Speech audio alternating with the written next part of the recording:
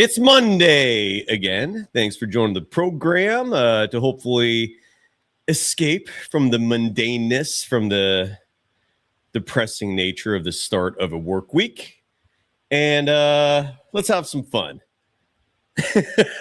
I wish the topic was a little more uplifting, but folks, the crux, the foundation of my criticism for Golden State Warriors head coach Steve Kerr is that under his leadership, under his guidance, the Warriors have underachieved.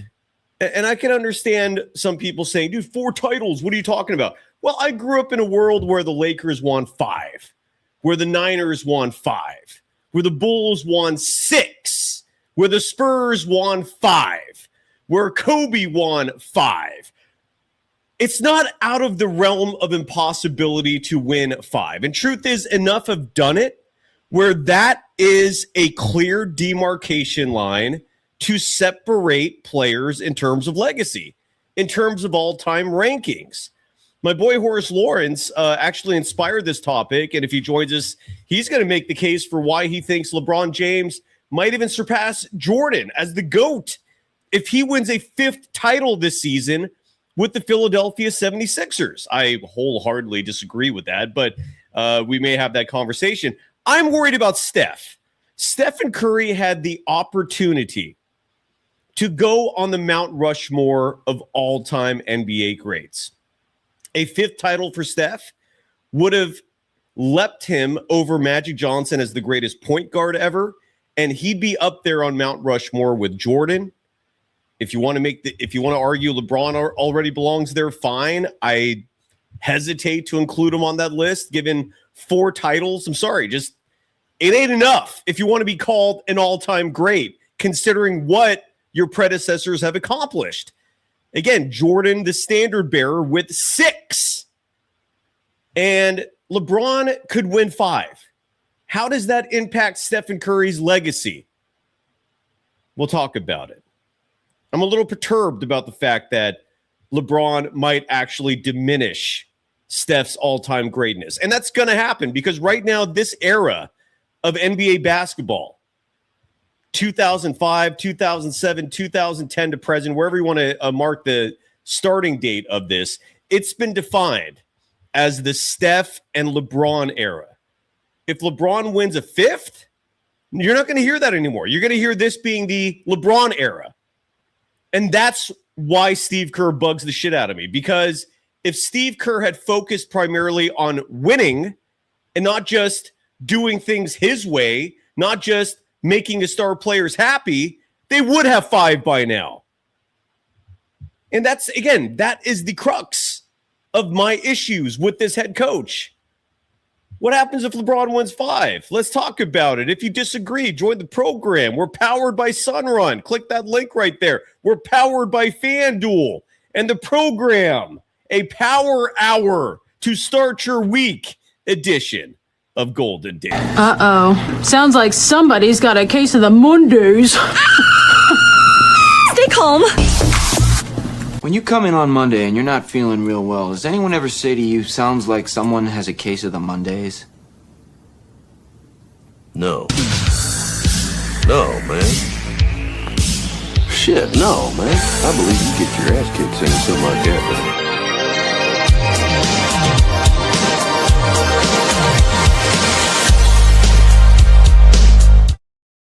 Yeah, it's Power Hour. Welcome to the program. My name is Cyrus Saatsaz, your host for the next 30, 45 minutes. Here's how the Monday format's going to go before we go any further here. Sorry for the redundancy in grammar. We're going to do 2 shows. Mondays will compromise a double header.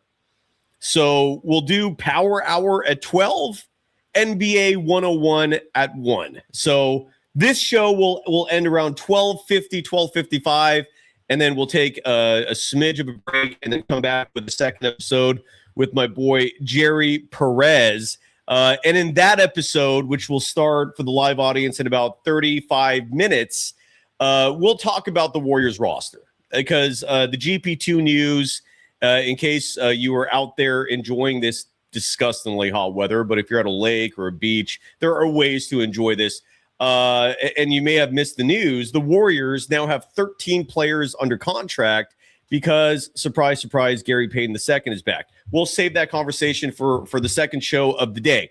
For this episode, I want to talk about how badly the Warriors have screwed the pooch, setting this up for LeBron James to possibly steal the limelight of the past 15 plus years. I already see some people in the chat saying, for example, Percy Bedford writes, LeBron James is a journeyman, all-time great, but a journeyman. Yeah, but ultimately what it comes down to is championships, rings. Competition is sports. There's only one goal, winning. And that's what titles represent. It's the objective symbolism of greatness. How many times can you lead your team to the top of the mountain? There's only one mountain. There's only one peak. And it's got a Larry O'Brien trophy at the top of it. I'm not interjecting like my personal opinion. What my concern here more so is when you see programming, when you're having conversations with your friends, and some of those people in the conversation are LeBron stans, folks who just will go to the very end, acting like LeBron James is the greatest thing since sliced bread. Side note, he's not. But you think that crew's going to shut up if LeBron wins a fifth? Do you think the noise of Steph was just as good? He was a lifer. You don't think that's going to get drowned out in these discussions? We're going to talk about it in just a second, but it disturbs me. I don't like it. And that's why Steve Kerr, again, just upsets me, because they've underachieved under his leadership. It's an absolute disappointment, disgrace.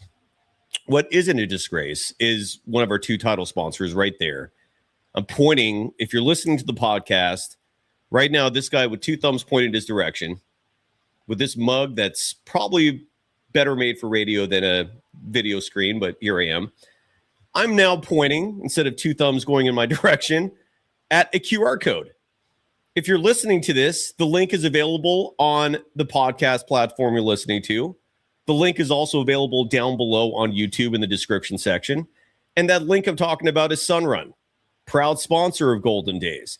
They have an unbelievable promotion right now where if you partner with Sunrun, this promo is not going to last. Side note, these things come and go. Take advantage while you can. If you partner with Sunrun right now, you get $500 in your pocket. If you recommend someone to partner with Sunrun, I don't know, like your parents, someone you know who owns a house, they get $500. You get $500, $1,000 total. And the reward, it's just an all-win proposition because you're getting money in your pocket. You're not spending a penny to partner with Sunrun. All that you're doing is you're reducing your monthly bill. That's it. You're reducing the amount of money you spend for your electric utility, whether that's PG&E or whoever you're wasting your money on each month for electricity cost. Instead, that monthly rate's going to drop because all you're going to pay for is the monthly cost of solar. Look at the planet around you right now. It's burning up. Do your part. Detach from the fossil fuel grid. Sign up with solar in an opportune moment where the government's subsidizing so much of this because of this crazy AI war we're waged in. That's really what this is ultimately. And so they're subsidizing Sunrun, powered by Tesla, owned by Tesla, to get homes suited up. So the cost is nothing to you up front. For you to just inquire about it doesn't ding your credit, yet there's no credit check either, no hard credit check. This is a win-win-win-win-win proposition. This is the path you take, the Michael Jordan path you take, the Stephen Curry minus Steve Kerr path you take. If you want to keep doing what you're doing and wasting money on electricity bills, they're about to jack up your rates, by the way. You don't have to worry about your rates ever going up again with Sunrun.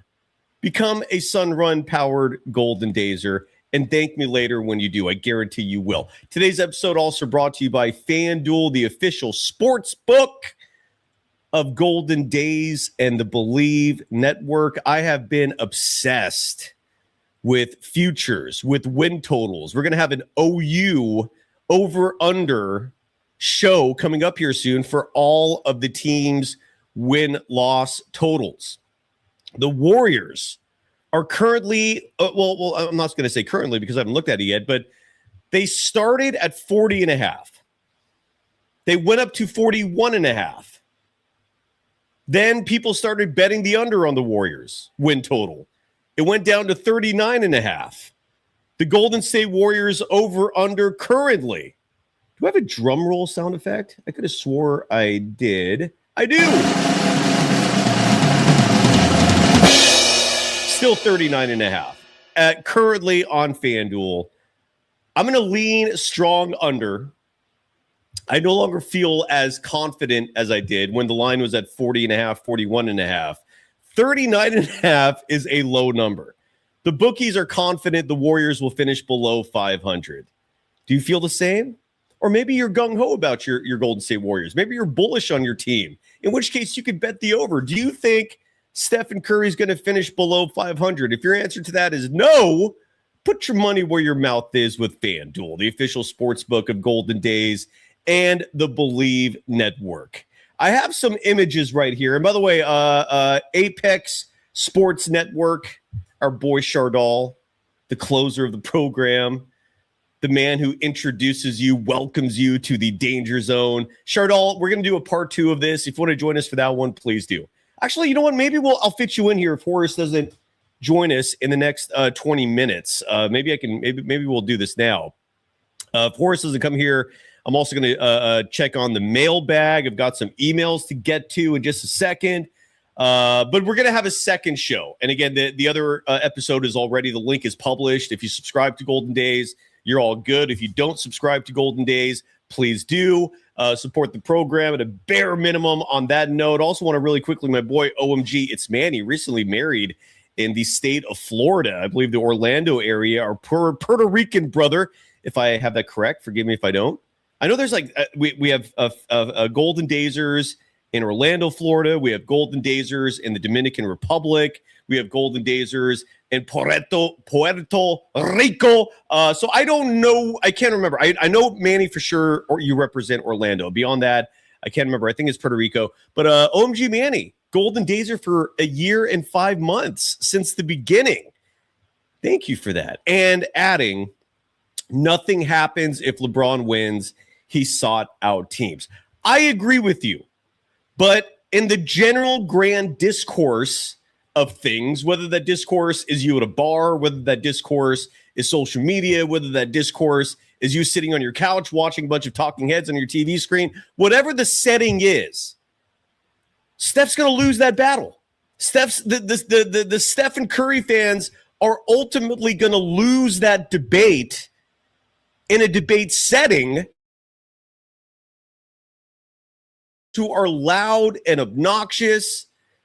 They're going to go crazy over the fact that LeBron has 5 championships and Steph has 4 championships.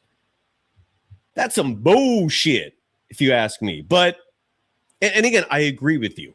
I am not sitting here saying LeBron is the better player. They're different players, first of all. There's like comparing them directly is night and day.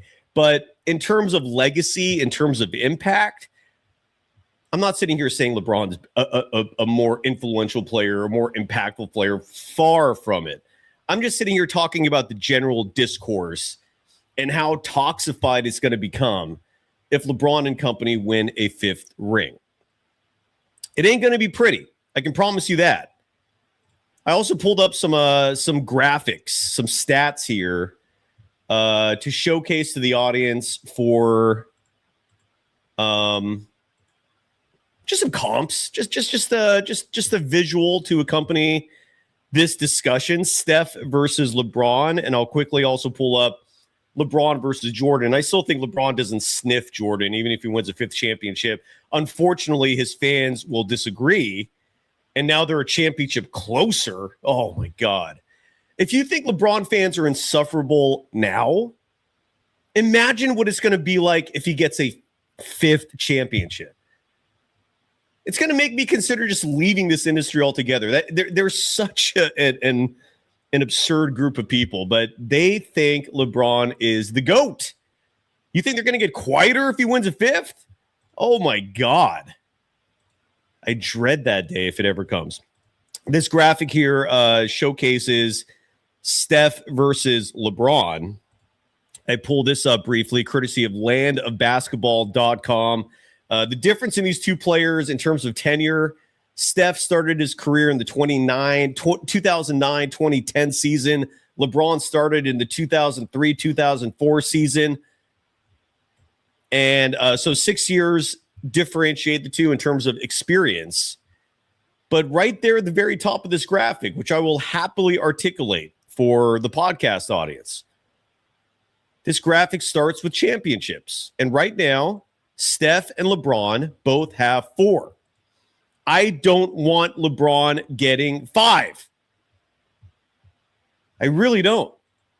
I want him to just go away. And for the people who argue about longevity, like, well, he's been able to play longer.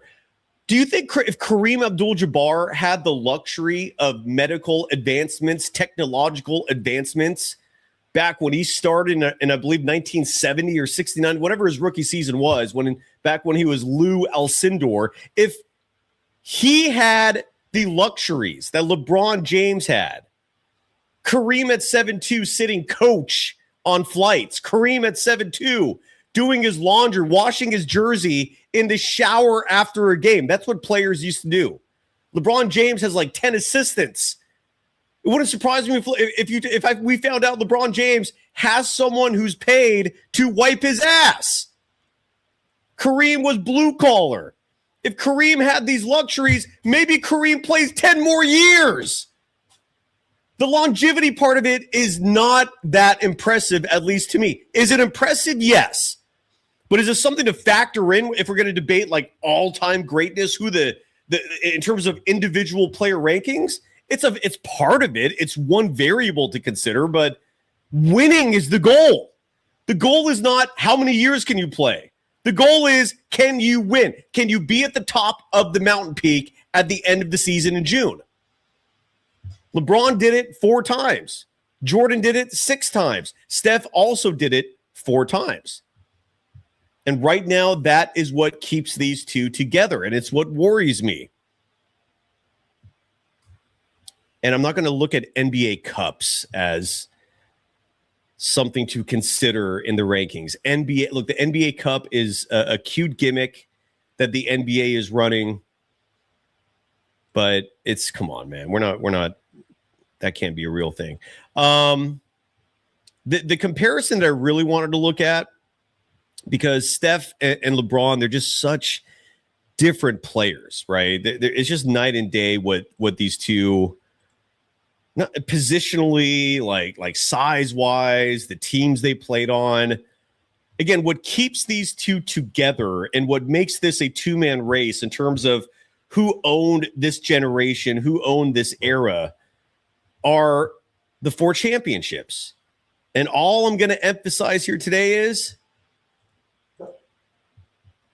if Jordan wins a 5th, be ready to just hear glass, the sound of nails on chalkboard. That is what LeBron fans sound like.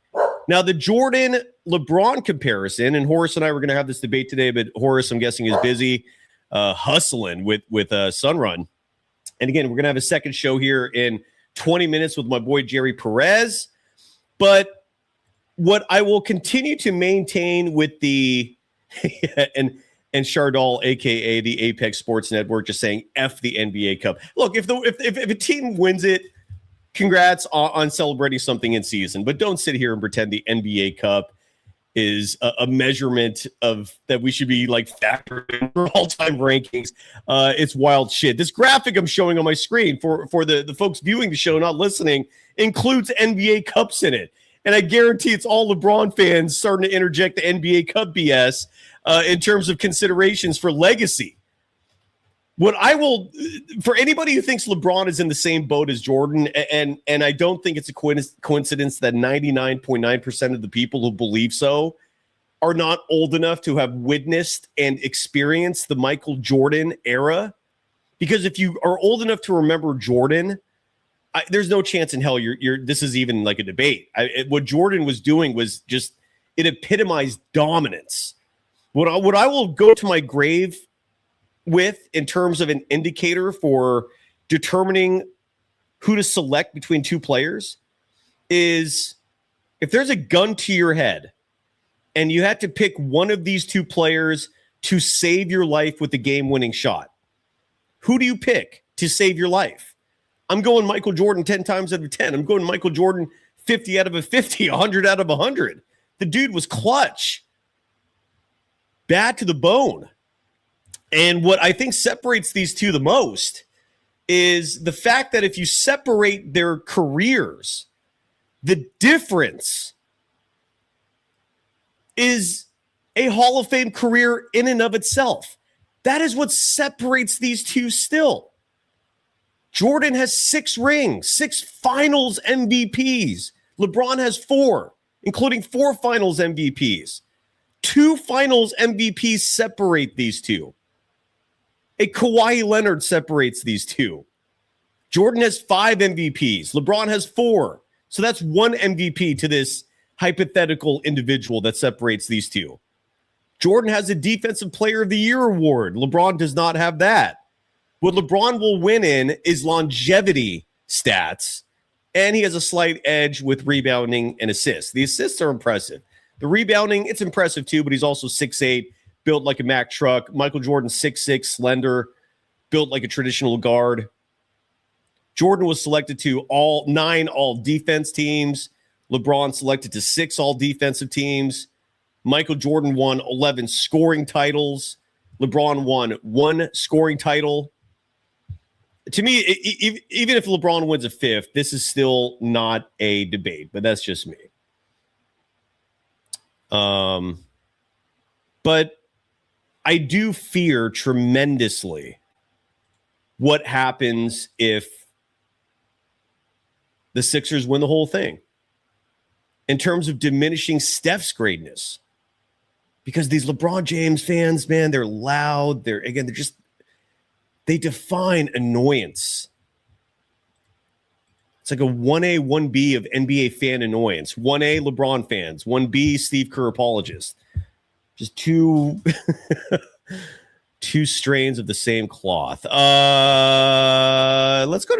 check out the mailbag real fast. I want to get to at least one of these today. Mark Otis.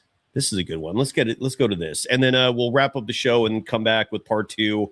NBA 101, my boy Jerry Perez. We're going to talk about Gary Payton II, re-signing with the Warriors. We're going to talk about what the Warriors are going to do with that 14th and final roster spot. I have a very strong recommendation myself. But for now, let's open up that mailbag. It's been a second. Where is my open? There you are. Letters. We get letters. We get stacks and stacks of letters. And by the way, folks, I hope you're all staying cool out there. These are some hot ass days and times. Hot summer, man. My heart goes out to the folks in the state of Washington and anywhere else on this planet where you lost your home, where you lost your community. California, for the most part, has been spared with all the wildfires. We actually had one literally just minutes from my house a few days ago that bless the fire department, Cal Fire, for putting that one out. But spent a whole night with helicopters whizzing over my head. These are summers are hot as shit these days, and I hope you're staying cool. I got a fan. Apologies if the noise is creeping into the microphone at all. Got this fan blaring behind me. My pup is staying cool in front of it. I'm enjoying some of the breeze from that. Don't have air conditioning in my house. If you have air conditioning, I respect you for enjoying that luxury. If you don't have air conditioning, Godspeed, friends. Stay cool. At least here in Northern California, we're going to get a reprieve tomorrow. But I'm not here to talk about weather and bitching about those things. I'm here to talk about emails from you folks. I talked so long since I played that open. Let's do it one more time. Let's open up the mailbags. We get letters. We get stacks and stacks of letters. All right. This email comes from Mark Otis, who writes, Hey, Cy. I wanted to see if you have watched the latest First Things First episode about LeBron's fit in Golden State. Oh, this was written 12 days ago. So I actually don't know if Mark, if the LeBron and Philly thing had happened yet when this email was submitted. Forgive me. Let's continue. It was atrocious.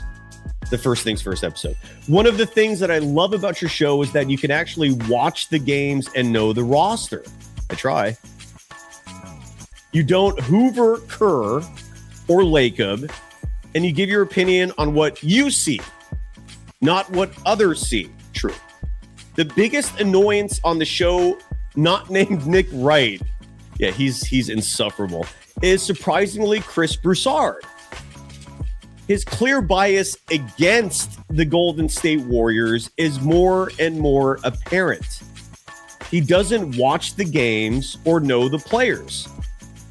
You may want to take a deep breath when you hear this, but Broussard and crew were asked, who is the athlete on the Warriors now that everyone is old? Obviously, we know the answer after the draft, right? Yes, we do. Where's my Yaks button? Yaxel Foley in the house. God damn right. Oh, and he wrote in this Q Peter Griffin. I literally did not even see that till just now. He wrote that in parentheses. Nick Wright said LeBron, of course, which was not as bad as what Broussard said. Broussard actually looked at all of the names on the roster and said with confidence that Brandon Podziemski was the Warriors athlete on the team. Shaking my head. This is why we need Yaxel and Will Richard to make sure Podziemski and GP2 are an afterthought during the season and ball out. Stay gold, Cy. Mark, a.k.a. Harmonies. Mark, great email. Chris Broussard, I'm glad you brought that name up. He has been in my targets for years, largely because the dude is a homophobe. And that's what, I think that's what ended his career at ESPN. It's crazy to me he still has a career. I know FS1 is a lot more, homophobe friendly, if that's the right way of declaring that. But the dude, so when it comes to like a bias against the Warriors who pushed out Mark Jackson, allegedly, at least part of the reason is Mark Jackson, who's also a reverend, true story, would give the team sermons. And sometimes homosexuality allegedly would come up. This was one of the reasons why ultimately Mark Jackson, I think, got blackballed. But Chris Broussard did not. And Chris Broussard came out publicly and I think said homosexuality is a sin. And again, look, you're literally discriminating against a group of people, regardless of what you personally believe. If you're going to be a part of the media scene and have this blatant bigotry that you're publicly espousing, it's wild shit that FS1 keeps giving this guy checks. And it doesn't surprise me, Mark, that you wrote what you wrote. Nick Wright, a clear LeBron James apologist. There's one dude on that show, I can't remember his name, who I actually like, but yeah, Chris Broussard. I hope that answers your question in terms of why Broussard has this bias against the Warriors, against the Bay Area. Dude hates gay people, like literally. And has said it. It's crazy. And again, I'm not sitting here telling you what to believe, but I am saying with conviction, don't be a bigot. Don't judge people based off things they can't control in life. That makes you the absolute asshole, a closed-minded asshole at that. and that's Chris Broussard. So, all right, we got part 2 coming up here. Mark, great email. Yeah, I first things first, if they're making money, I guess, okay. I don't know how, but I just don't want LeBron James to win a 5th championship. When we start part 2 of this, we'll reveal the lines for Philly winning the whole thing. We're going to talk about GP2 being re-signed by the Warriors. Folks, get ready for those 4 guard lineups. 4 point guard lineups. Oh, and by the way, Brandon Pajemski is an athlete that is ridiculously comical. When you look at this Warriors team, Brandon Pajemski is probably the least athletic player on this roster. Yeah, and I'm including Al Horford in that. I'm including Tingus Pingus in that. Yeah. Least athletic. Nicholas Kerr. Steve's son in our chat, at least claiming so, saying they love gay men. More power to you. We don't have enough love in this world. Thank you, Nicholas. We'll be back for part 2. My boy Jerry Perez. Horace Lawrence was too busy this week, and that's okay. This is how the Monday breakdown is going to go, I think. I'll start the show at 12-ish. 12:15, 12:20-ish, whatever. Sorry for the late start. I'm always going to focus on quality over start times. Please forgive me if you're a part of the live audience, but I want things to be right before we hit that go live button. And sometimes last minute, a million things come up. But thank you. And we'll be back for part 2 in just a second with my boy Jerry Perez, NBA 101. I'm sure he'll have thoughts about LeBron James and legacies. And again, we'll talk about Pajemski, Steph, GP2, DeAnthony Melton lineups. Get ready to see a lot of that. Jesus effing Christ. Steve Kerr. I cannot believe this guy's still in charge. Part 2 coming in just a second. I saw Laura Doan in the chat way at the beginning. Doing all right out there, Laura? Love you, girl. Back for part 2. Bye-bye.